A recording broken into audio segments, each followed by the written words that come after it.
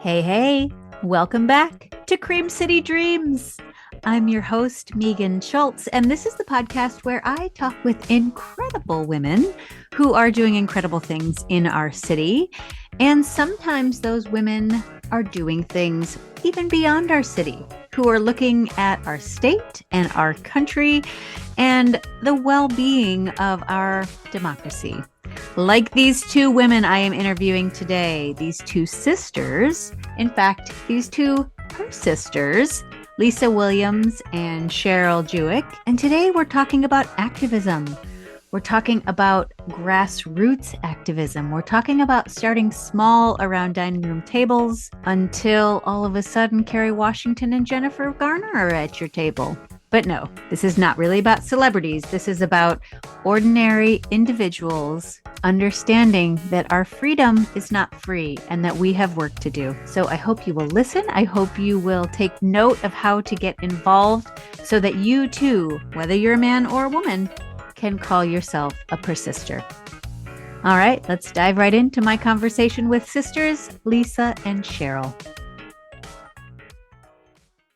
Today on the podcast, I am very excited to welcome two sisters, two very persistent sisters, or as thousands now know them, the PERSISTers, Lisa Williams and Cheryl Juech.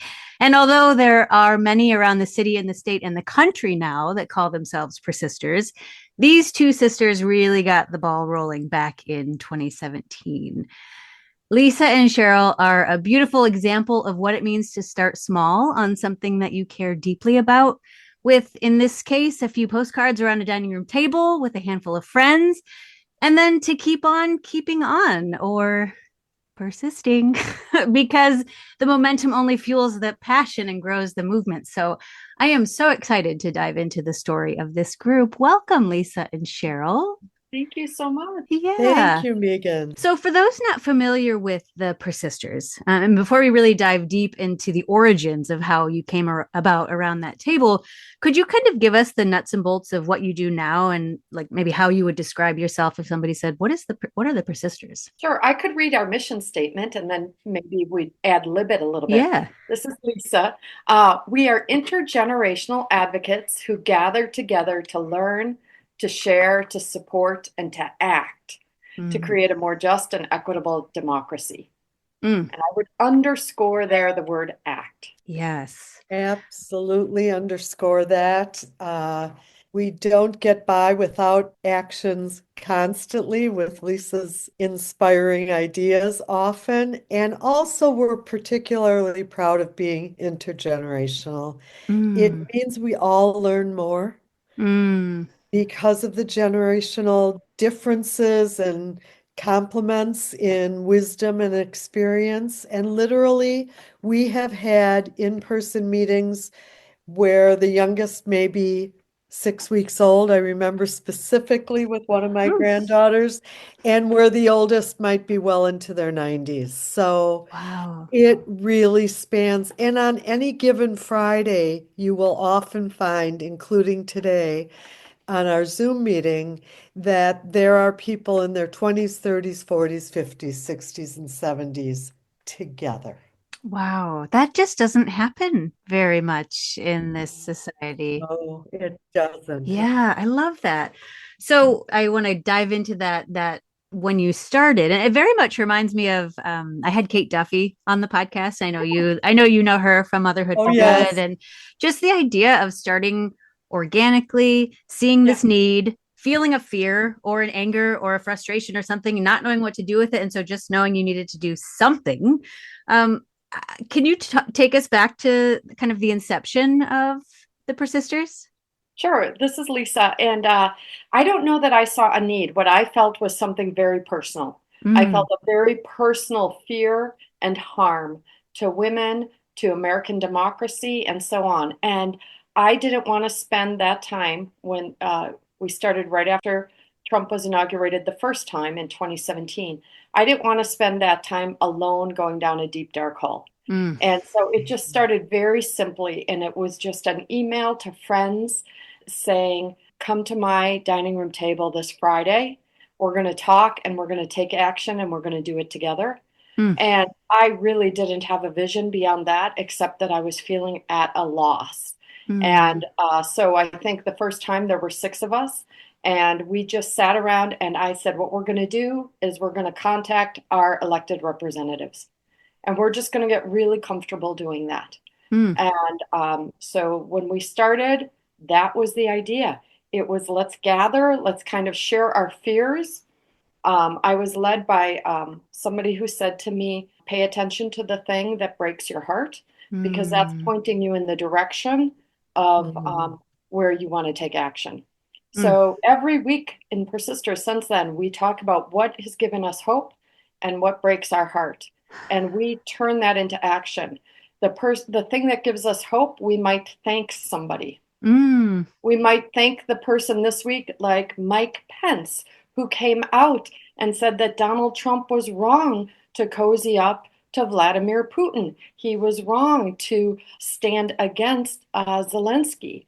And so we thank Mike Pence, who we might not agree with on 90% of things. Right, But that, right. that does something for our soul, right? To thank the people who are doing something brave and something good. And on the flip side, the thing that breaks our heart, we're going to oppose those actions. So we really started doing that at the national level because we saw all these harms being perpetrated at the national level. But all these years later, we've persisted, and now we take action on things at the national, state, and local level. Yeah. Thanking people and opposing people, we also refer to as calling in and calling out. And that Mm. really speaks to people. They want to be called in, drawn in, not as the book and movie says, not bowling alone, which Mm. is too endemic in our culture these days. We really see up close and personal how people have a deep desire to both be called in and at the same time call out people Mm. that we oppose, to say the least. Mm. Well, I think it just makes us braver, right? To do it in community as well. Because I remember talking to Kate and asking her, okay, let's just, for listeners, and even like for myself who might be scared to pick up the phone, and what do I say? And because I think the one Mhm. I think the one time I called Ron Johnson's office along one of my first calls, I was so flustered that I think I asked the poor intern, a college kid, like, how do you sleep at night? I just like Right. I was just so and then I got Yeah. off the phone and was like, okay, well, that was not how I should have handled that. Let's try that again. But like I think probably had I been coming to your table, we could have talked about and maybe even role played. I don't know. Is that sort of the kinds of things you do?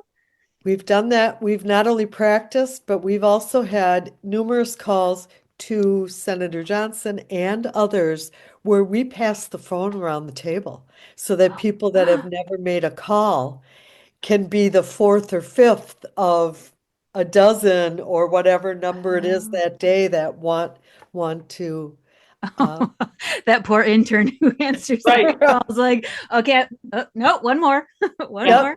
Yep, yep. Most often they're pretty accepting. Yeah. And I would say none of us are great at something the first time, right? And we do get courage in community, like you just said. We're braver together. And Mm. when we're around there lifting each other up and saying, you know what, we'll just try again. Yes. Right. Yes. And there's no wrong way to do this. They are supposed to be accountable to us. Mm. So, just take a breath. And more often, recently, what we find persisters saying is, how do I prevent myself from losing my shit? Mm. Right? Like, and remembering, like what you said, Megan, these are college age interns. Mm. We can model good behavior. Our civil dialogue has taken a hit, and we can model that. And of course, we're feeling, we might be feeling rage inside of us, but that rage can be harnessed for really good things. That's emotion, and that's real. As long as Mm. we're not demeaning to somebody or disrespectful to somebody, we can harness that. And I think anybody who's in Persisters has really learned that just through practice, just like anything else we try to do. Yeah. So you meet on Fridays not so much in person when it's so cold, but sometimes maybe in the warmer months in person? Or are people still coming to your dining room table, or where? They are. They are. Yes. This is Cheryl, and last week we were at her dining room, at Lisa's dining room table with an extra table to boot, Mm, sharing, learning, writing our arms off, and as Lisa just said, gathering courage in community. yeah. That's been one of the key lessons of this experience. Well, and I'm curious as you got started, so going back into 2017, 2018, what were some of your early successes that kind of kept you motivated and knowing that this was important work and you were on the right track? Well, I remember one of the first things we took action on was to oppose the Muslim ban, which you might remember from 2017 when then President Trump banned immigrants from six largely Muslim countries. Hmm. And so we opposed that. And that ban was lifted by the courts. But that felt good to be on the right side of history, on the right side of that argument. Mm. I mean, it's been so many years now. We have had great success from the local level to the national level. At the local level with school board elections in Wauwatosa.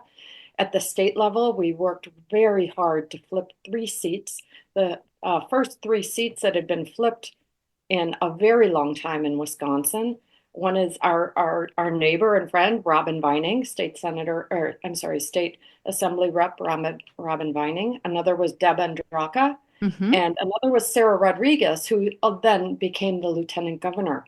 But all three of those seats we helped to flip, and we know this year more seats flipped with the new fair maps. But so those were some really empowering Mm. lessons in writing thousands of postcards to voters and knocking on thousands of doors. And when you talk about being nervous about making that first phone call, everybody's nervous the first door they knock on. And I understand it's not for everybody, but we go with partners and we always invite anybody to go with an experienced persister and knock on doors. And some of those people who started are now the most avid canvassers around. Mm. So I would say flipping seats was a pretty exciting outcome. Mm. Yes, yeah. It seems like what you focus on too, in terms of even knocking on doors and making calls, is building relationships. Like it feels like that relationship building and talking is a big part of what you do. Is that true? As you're going around neighborhoods? Oh, it's so true. Yeah, we learn a lot about our neighbors, our neighborhoods, and each other and ourselves. So, Yeah. yeah, the relationships are a huge part of it. Yeah. I mean, and I think what people who might be intimidated or nervous of knocking on doors or making those phone calls are those like gotcha moments, right? That somebody's going to come out Right. with I don't know, with a baseball bat screaming at them. But what's the worst you've encountered at a door? Or can you talk about an exchange you've had? Never, that's never happened. I believe a few election cycles ago, there was this big talk of, be careful where you knock on doors. Be careful if you're progressive and you're knocking in a red district. And Mm. we knock those doors all the time. I have never personally had a intimidating experience. And my sister might answer differently because of dogs. Mm. Dogs Mm. can be intimidating, but Mm. not from our neighbors. And I think in this social media world, people can be much meaner than they are face to face. Mm. Wisconsinites tend to be Absolutely. pretty kind face to face, even if we disagree on fundamental issues.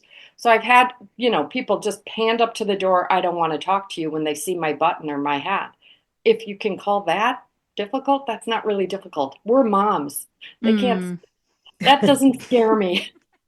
We're moms. Oh, yeah, my favorite line, or one of my favorite lines, you don't scare me, I have children. I mean, what's scarier than that? I'm not sure.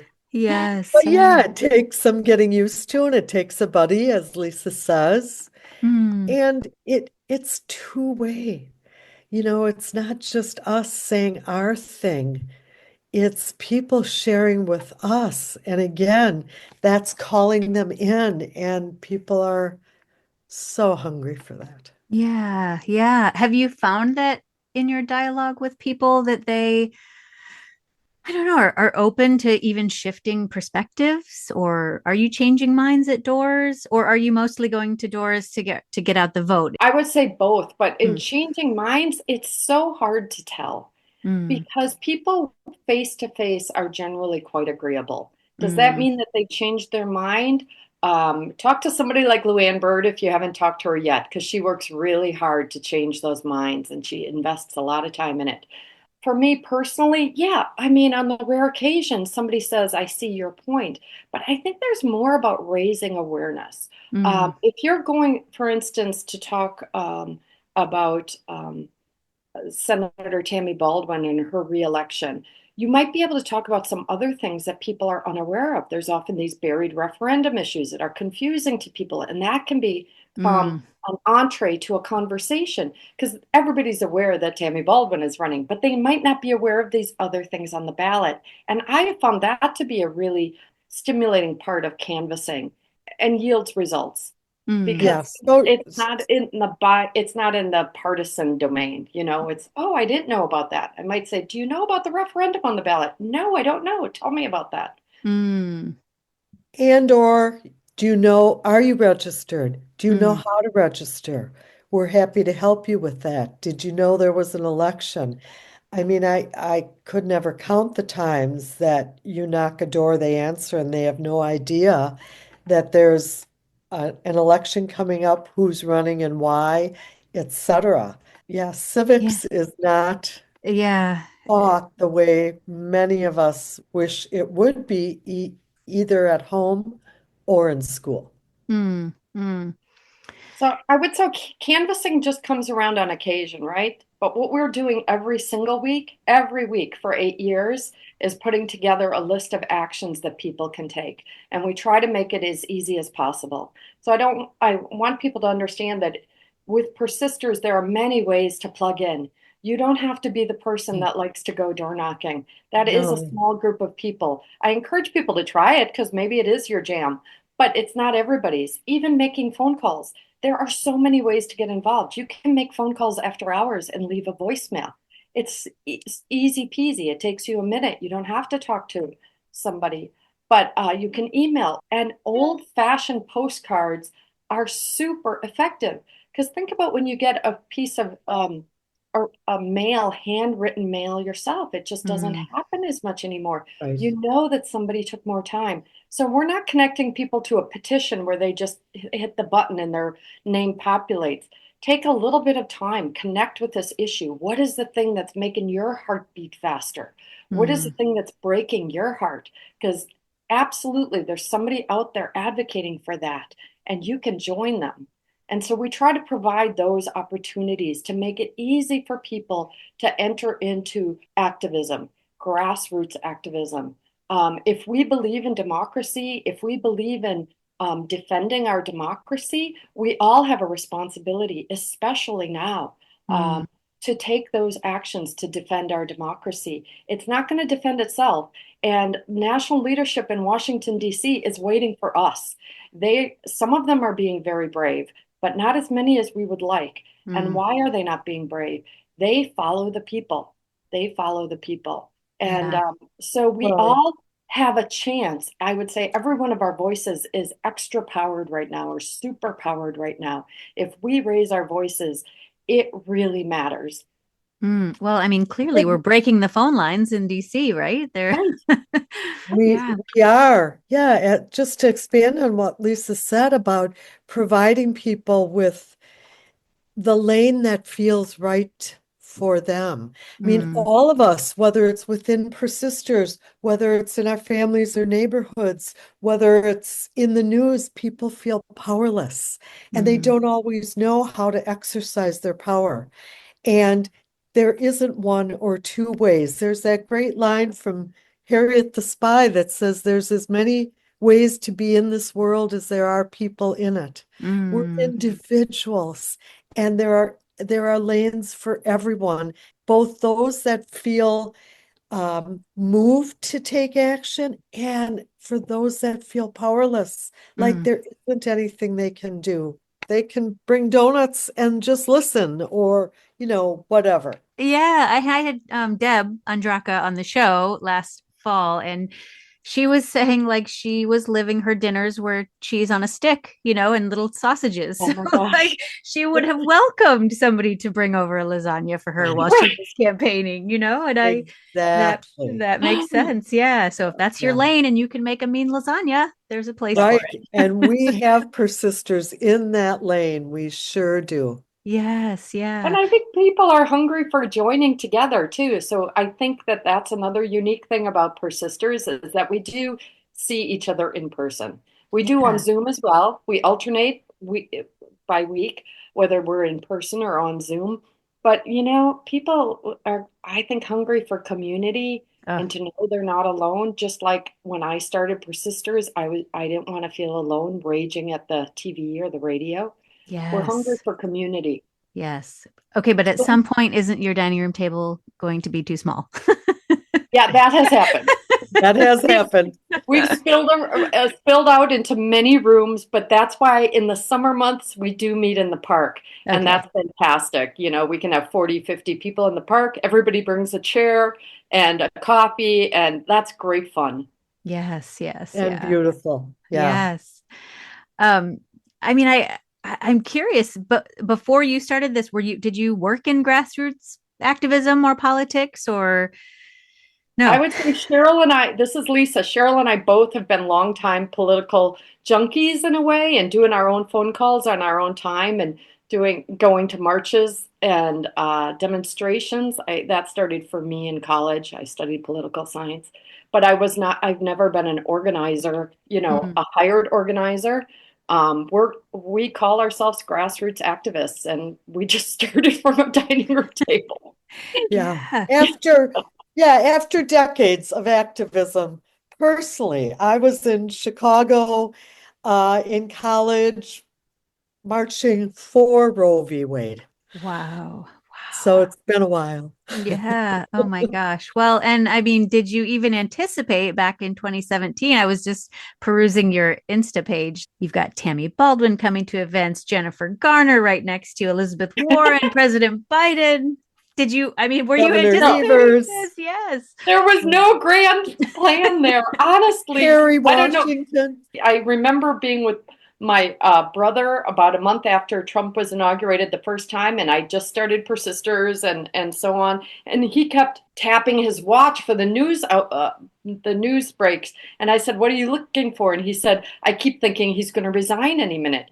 And of course, those wishes did not come to pass. Mm, But I really think when we started, we did not think that we would be living in a Trumpian world for this long. I should only speak for myself.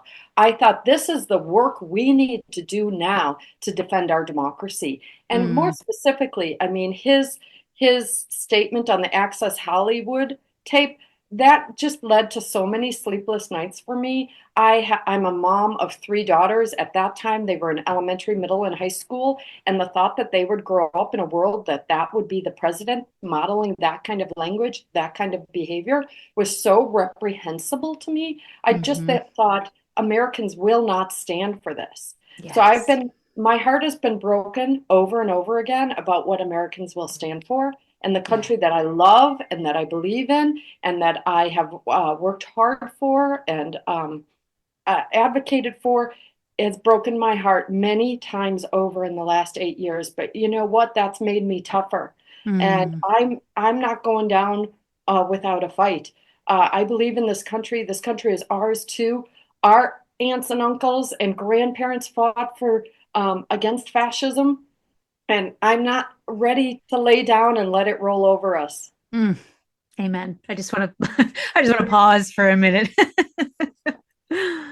I'm not either. And, I think one of the other opportunities that's been true within Persisters, week by week, month by month, year by year, is a growing understanding that as much as we are fierce proponents of human rights, citizenship also means we have responsibilities. Mm, And I don't think that's often well understood. And now, how many times in 1 hour can we say now more than ever? Mm, But this is a historical time period, and there will be people asking in 10 years or 20 years or 50 years, what did you do, or what did my great grandparents do at such a moment? mm, So I really think that we need to be engaged more in asking ourselves primarily, what is my responsibility here? What is my lane? And also asking or modeling to others that freedom isn't free. mm. Yeah, amen. Yeah. So this season 7, is all about women who pivot. And it's interesting because I initially sent out the invite for you to join the show last season, which was about women who do something. It was sort of based on Michelle Obama's, Oh, call to do something at the DNC. But now I'm thinking you fit better with this season because this election outcome was obviously not what you were working toward back when I had initially asked you. We all had so much hope, or I did yes. anyway. I should speak for myself. But how are you feeling about the pivot? Are you feeling like is the momentum still there in the persisters even more so? Was there a little slump and now it's back? Like, what are you finding at your meetings? How honest should we be? Please, please be honest. I mean, I was flattened after the election result, absolutely flattened, devastated. Mm, And everybody needed to take some time. And 10 days later, we had a dance party. mm, And I thought, who in the world is going to want to come? And we packed, The Cheryl, remind me of the Denison, place, Denizen, the Denizen, mm, Denison. Milwaukee. We packed to Yeah. the gills and we danced our bottoms off. And joy is resistance. mm, And we're Joy. still Yeah. living in this world. This is our country too. And then it started pouring in the requests to join PERSISTers. And we have a website that people can click on to join, and we have a Facebook page that they can find us at. And I was still so demoralized. The dance party was a great reprieve, like dance it off, and it was joyful. And we're moms, so we get up and we face a new day, right? mm-hmm, Like mm-hmm. there's no alternative. And hard times require furious dancing. Yeah. So as all these new members are coming in, I said to Cheryl and a few other close people, why? Why are they coming? I was so disheartened. Why do they even want to come? Look what happened. We worked so hard. We worked so hard. We gave so much time and blood, sweat, and tears, and look what happened. Why do they even want to come? And so that was me hitting the bottom. Mm, But since then, the numbers of people that have joined just keep increasing. And we're going to do our very best to be true to our values and to how we started, which is to take action, to learn from each other, and to take action, to know that in a democracy, raising our voice is part of our responsibility. And just today, we had 48 people on our Zoom, and it was mm, so absolutely motivating and inspiring. Many new people, and we asked them to tell why they came and why they're there. And they come from such wide variety of backgrounds. And either they've been activists for a long time and they just found persisters, or their hearts just broke and they needed to go somewhere. And so, for all those people, I'm just grateful they keep coming, and we will do our best to be the place that helps people, tend to their broken heart and take action. mm, Both a safe harbor and a springboard. That's mm. really our dream Yeah, yeah. as it continues to expand and as membership continues to mushroom. And as people continue to show up. Mm, That's the first step. That was the first step, the very first day. yes, Show up yeah. for ourselves, for each other, and for our country that we love. And for our kids too, as you said, you're Oh my all gosh, moms. for our Yeah, kids too. Yeah. yes. And then people talk about what brought them here, what brought them to the table. And that's so enriching. So somebody talked today about their long time work with refugees and immigrants, and they open our our hearts and minds to that. One woman in PERSISTers has been an advocate for prison reform for a long time, and she's taught us so much, and we've been able to amplify her message. And the governor's budget this week was good for that, and we were able to celebrate that.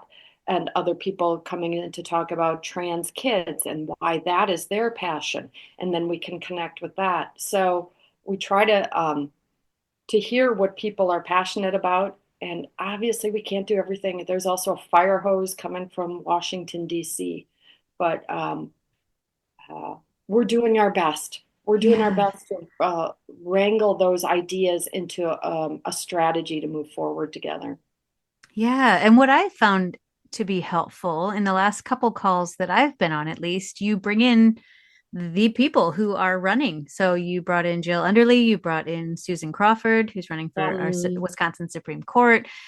And it's so helpful to really, like, an hour is a long time to listen to somebody talk about what their platform is and what's important to them and why you should vote for them. And, you get sound bites on the news or, on social media, but to really deeply get to hear their platform and message is so useful. So that must be a part of PERSISTers as well, is bringing in those experts and candidates. Very much so. We really welcome, I would say, any candidate and all candidates. Don't you agree, Lisa?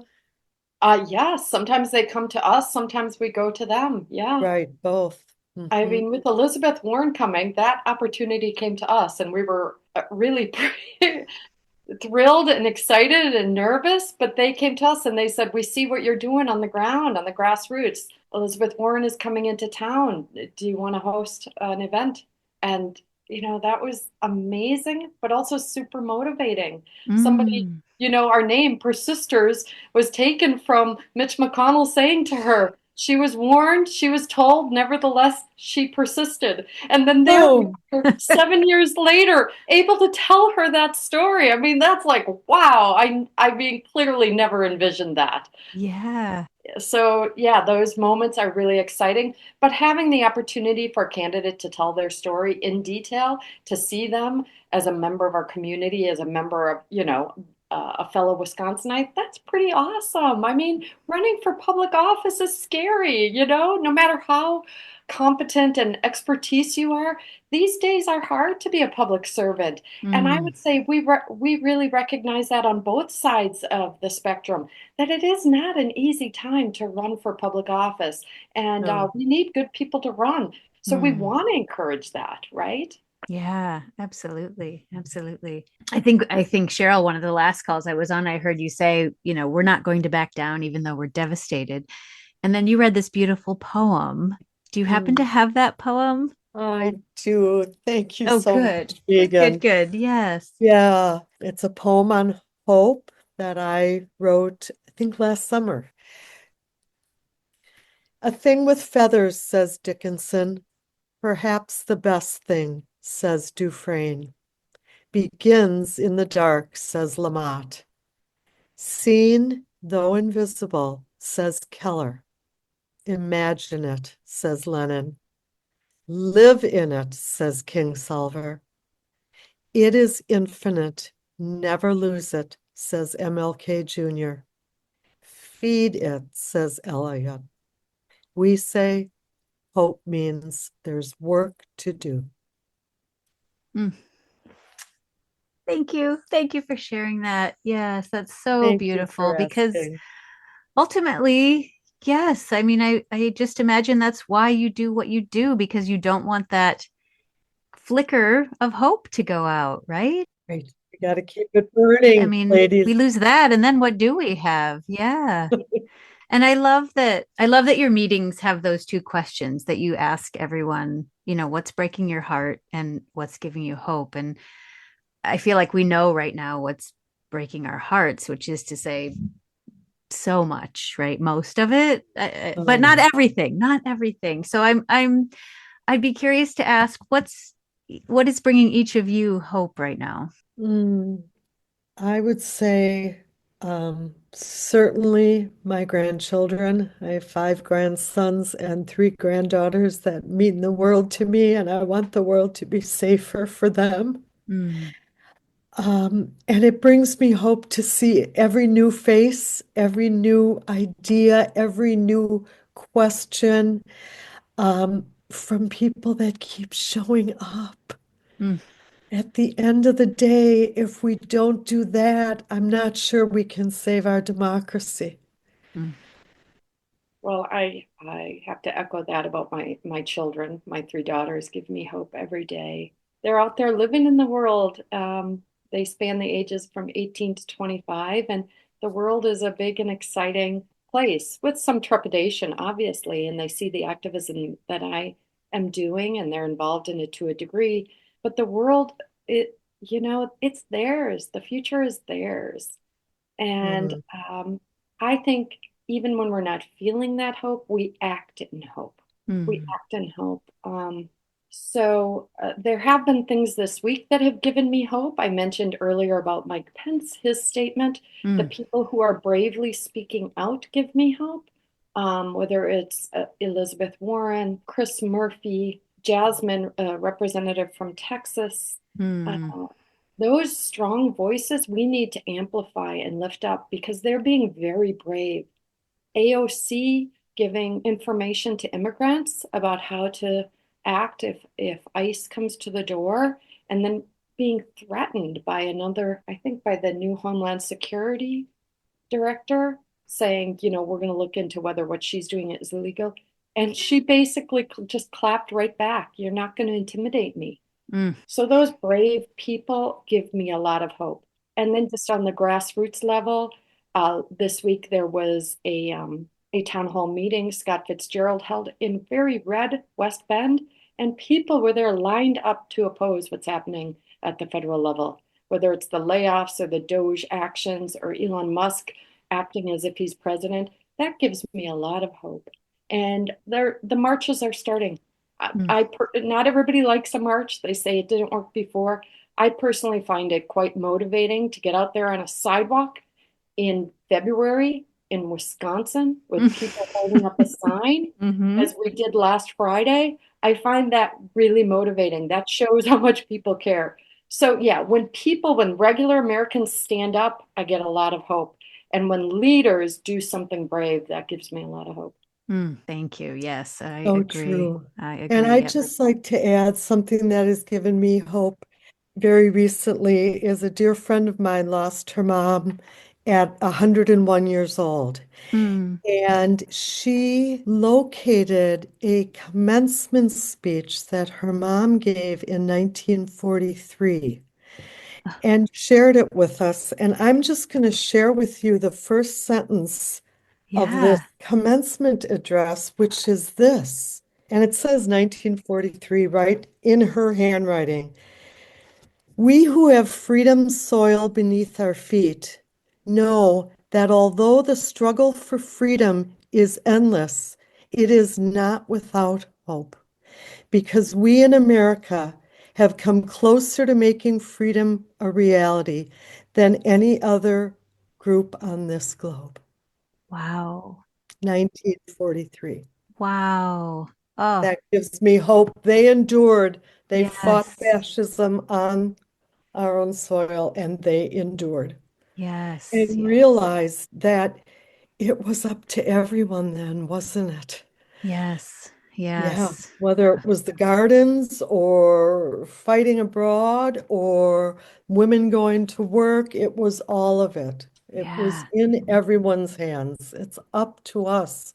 We, the people, are the three words the persisters say probably more often than any.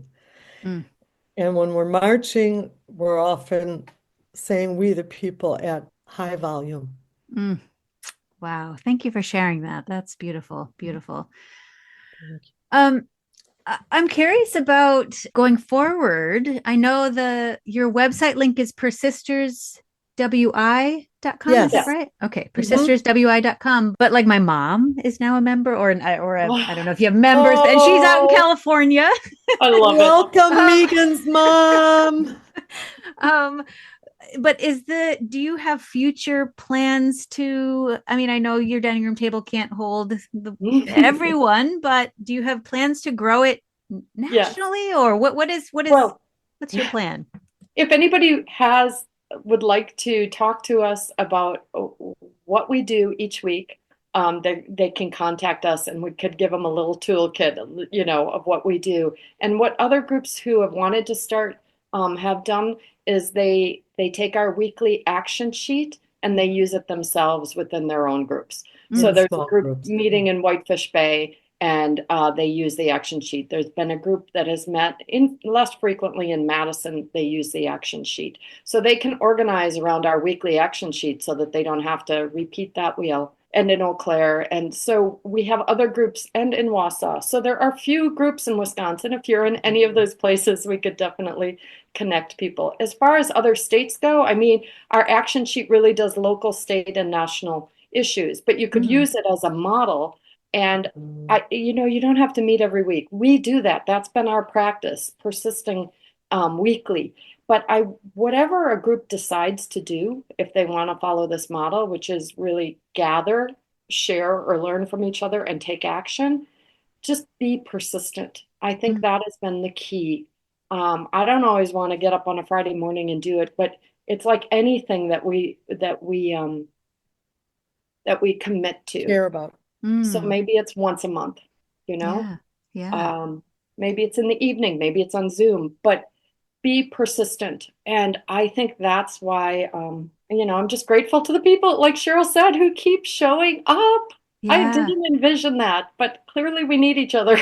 Yes, yes. So you haven't trademarked it. You're not hoarding the how to do this. If anything, it sounds like you're wanting it to spread. We'd love for it to spread. We can share our action sheet. I mean, I wouldn't like somebody to just take our logo and call it theirs and start a group and then we don't know what they're doing. Please contact us. Say, I'd like to start a group wherever I am, and how can we collaborate with you? We'd love to help. And we love hearing the stories of how people are sharing the action sheets and getting together, not just in Wisconsin, but dotted all over the place. I'm sure there's many stories we haven't heard about that, but there are practically weekly stories that we have heard about sharing those actions and that commitment. And radical generosity needs to be more common. Yes, yes. Well, here's a question that I wanted to get your thoughts on. I had a friend share something on Facebook, and it was a post by I don't know who it was, just a random guy, but it basically said it was written by a man, and it said, "Dudes, call your elected officials." Early on in the first administration, it was found 86% of calls were being made by women. Maybe that's changed in the second administration, but nearly everyone I talk to who's making consistent calls are women. Nearly everyone who asks questions, recruits others, offers guidance, talks about their experiences calling, who trains, who teaches, are women. But he goes on to say, and look, it shouldn't be this way, but a small but notable number of these offices, hearing mostly from women, are going to dismiss those calls out of hand. That's BS on their part, but there are offices out there that will consider one call by a man equal to 5 calls by women. Okay, so you get the gist, right? On and on and on. Yep. It's all about men do something too. No, don't just leave this all to women. So I guess I was curious about your thoughts on the power of women, and also, are there brothers? Do you have men involved, or is it just women? We certainly do. I have 3 adult sons that wear their PERSISTers shirts proudly whenever they can, and have certainly participated not only in taking action, but in being part of some of our events. We have several men that show up whenever they can, very, very often. So there are brothers. Some of them even call themselves that, but truly they're persisting. So they're PERSISTers. Honorary and we PERSISTers. Absolutely welcome them and appreciate them. And still, we are predominantly a gathering of women. But our name comes from persistence, so we're persistent. Yes, and yes. Some people say, "Oh, does that mean it's women?" No, it's men and women. But I mean, that man's quote kind of shows you who takes action more often. So it's not a surprise that it's more women. But I mean, can we hold some space for how completely ridiculous that is, that one man's call might be worth five women's calls? Can we Right. just hold space for the possibility that that is true? And that women, this is our life's work, that we often have to work harder to get the same recognition, the same acknowledgement. And is that what we want for our daughters? So that should enrage people. That probably true statement. And Cheryl and I have talked about it ourselves. Like, if a few, this week, Senator Ron Johnson's Washington, D.C. Office, the voicemail has been full all week. Mm-hmm. He's on our action sheet. Persisters are trying to call daily, and they're saying, is anybody getting through? So now we're calling his other offices. Well, he's our elected representative. His voicemail box should not be full. Is he listening to us when we're calling and saying that's not acceptable? If a white male business owner called him and said, hey, dude, trying to reach you, what sort of response would he get? So we kind of, we know. We know. Yeah. We've tried And nevertheless, to reach him. persist. Call us, Senator Johnson, call us. Yes.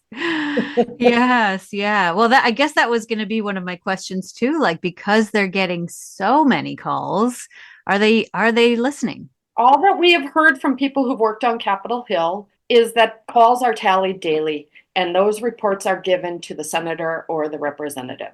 So it's very important. That tally sheet is very important. Okay. That's why it's very frustrating if the voicemail box is full, because then that tally can't be marked. Yeah. So yes, it does matter, but we need a critical mass. Yes. And I would also say a lot of people are calling right now. They said it's like, many times more what it usually is. Here's where we have to persist. We can't forget about it in a week or 2 weeks.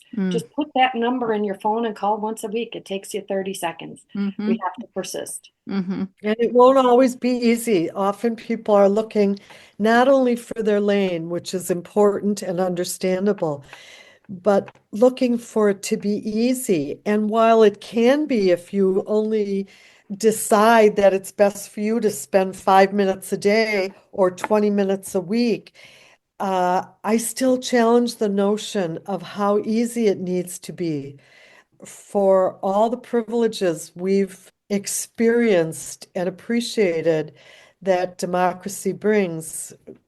Just to repeat what I said earlier, freedom isn't free, and we expect a lot from our elected representatives and maybe not often expect enough of ourselves, especially in this hour of need. Yes. Yes. Well, so people who are interested can reach out to you via a Facebook page, an Insta page. Your website has a newsletter sign up.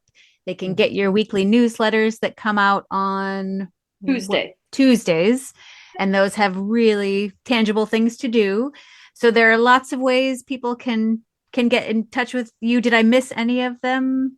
Are strangers invited to your dining room table? Strangers are invited to the dining room table as long as you like dogs. Yes. So it's Persisters WI in all those formats. Persisters WI. Okay. Look for us. Search for us. Excellent. Well, you're very welcome to join us. I hope to make it over. Yeah, we loved having you on those Zooms. Thank you. Absolutely. Yeah. Yes. Well, I always end each episode by asking my guests, because this is a podcast about women in Milwaukee and dreaming, who is a woman in Milwaukee who is inspiring you? Who is somebody that you look to as living her dream or inspiring others to live their dreams? Venus Williams. You may have already had on the show, I'm not sure. I got to know Venus Williams through Alice's Garden, which is an urban garden around 17th and Fond du Lac, I believe. Just a wonderful, beautiful space, a haven, a refuge. She also runs the Winter Farmers Market, and she was pivotal in the Sherman Phoenix project. And, whenever you have a chance to hear Venus Williams speak, don't miss it. Yeah. She is a gift to Milwaukee. Oh my gosh. Yes. Yeah. Yeah. And Gwen Moore, I mean, she is persisting beyond the beyond in her 70s, representing the people that most need representation and is available to listen to those she represents. She Yeah. speaks truth to power. She shows up where she's not invited and insists her way in. And she's the epitome of showing up. I can't believe her life's experience and what she has, the kind of wisdom and dignity and grace she brings into her 70s. She's a fierce activist. I'll have to see if I can get her if she'd join me on the podcast. Yeah, that would be fun. So, Yes. and that's the other thing. She's fun, Fun, fun. Have you talked to Chloe Longmire, who runs a business called Chase My Creation? Yes, she was on back in season 2, I think, when she was sort of just getting going a while back, and she is a powerhouse. Constant source of Yeah. inspiration. I love her. I love her shirts and her sweatshirts. And I design. love that she is like, yes, wear the shirts. Obviously, that's my business. Please support me. But being a justice chaser is more than just wearing a shirt or putting a yard sign in your yard. So I love her message. Yeah. So listeners, check out Chase My Creations again.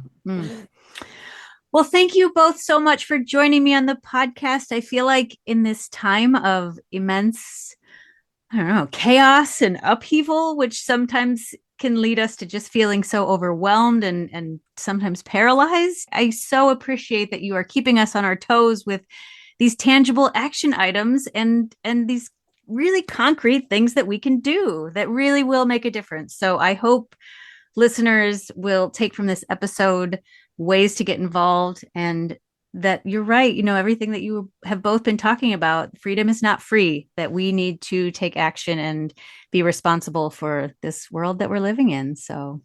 And thank you for what you do. Can I add one more person, because I really want to? Yeah, please. The woman who heads Voces de la Frontera, especially in this time right now, her bravery and the service that she's providing to people in Milwaukee is brave. It's inspired. It's providing us all a way to take action, to know our rights, to share what people's rights are in this time of immigration. Christina Newman Ortiz, is that who you're thinking of? Yes. I think I get their newsletters. I see her posting too, and I haven't had her on the show, so yeah, that would be She's amazing. Yes. Thank you for letting me cut in on that. Yes. No. Well, thank you for joining me. This is wonderful. And you know what I didn't do? Hold on, before I totally end this. We have a really important election coming up. And we have time to, before this airs, for people to investigate and do what they need to do to make sure they're voting for Susan Crawford. Do you want to just say anything about this election coming up? Well, it couldn't be more important, right? It's the balance of the court. One of the progressive judges is retiring, so whoever wins this, whether it's the progressive or the conservative, will determine the balance of the court. And just think about all those cases that we believe made progress, fair maps, turning back the Wisconsin criminal abortion ban. Those things could be reversed if Brad Schimmel is elected to the court. So we're strongly advocating for Susan Crawford, for a judge with a deep judicial experience, great fairness. She came to PERSISTers, talked to us for an hour. She's an amazing personal story from rural Wisconsin. Couldn't be more down-to-earth Wisconsin, but has all the experience we want. And so I think this is really a crucial election for Wisconsin. Any of the gains that we have made that has led to some more fairness in our state would be lost. Hear, Lisa. And there are good reasons that this race is getting national attention, because it is pivotal on many levels. There's a saying, for reasons, as goes Wisconsin, so goes the nation. And Elon Musk is weighing in with his attention and his dollars. And we are confident that Wisconsin voters will see through that and elect the person that is qualified and full of integrity. Hmm. Susan Crawford, please. Yes. And that is election on Tuesday, April 1st. Yes. Yes. Correct. Okay. Well, thank you. Thank you both for joining me. This has been so fun. I'm so excited for listeners to hear this. And I hope to make it to your dining room table one of these Fridays. We'll see you then. This was so fun. Thank you so much.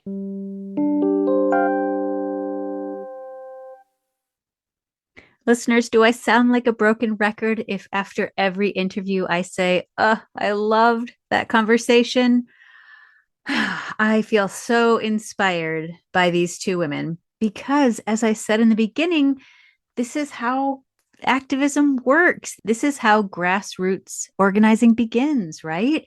We gather around a dining room table, we express our frustrations or our worries or our fears, and then we figure out what we can do about it.